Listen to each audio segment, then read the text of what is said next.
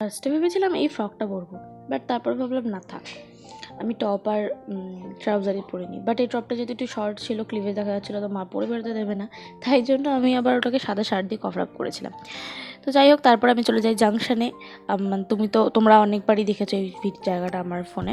তো আমি গেছিলাম জিন্স কিনতে, বাট জিন্স সেরকম পাইনি, তো বেশ কয়েকটা জিনিস আমি উঠিয়ে নিয়ে আসি ওখান থেকে আলাদা।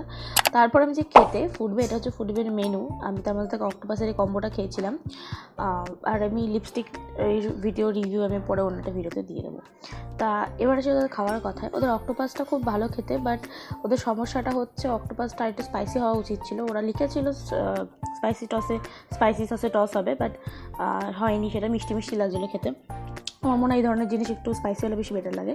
তো যাই হোক, তারপরে আসে গার্লিক ব্রেডটা অসম্ভব সুন্দর ছিল খেতে, সত্যি খুব ভালো ছিল। আর এই দেখো অক্টোপাস।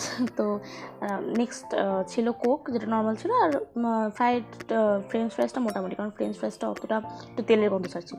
তারপর আমি চলে যাই মার্কেট 99-এ, দেন যাই টি জাংশনে প্রায় 1 ঘন্টা ধরে ওয়েট করি, কারণ ওদের স্টাফেরা লাঞ্চ করতে গেছে, দুজনে একসাথে লাঞ্চ করতে গেছে, কেউ ছিল না দোকানে, অনেকে মিলে ওয়েট করছিল। এবার বাইরে চায়ের দোকান বন্ধ ছিল সেদিন, সেই জন্য আমি ভিতরে ওয়েট করছিলাম। যাই হোক, তারপর আমি চলে যাই বাড়ি। টাটা, দেখা হচ্ছে নেক্সট ভিডিওতে।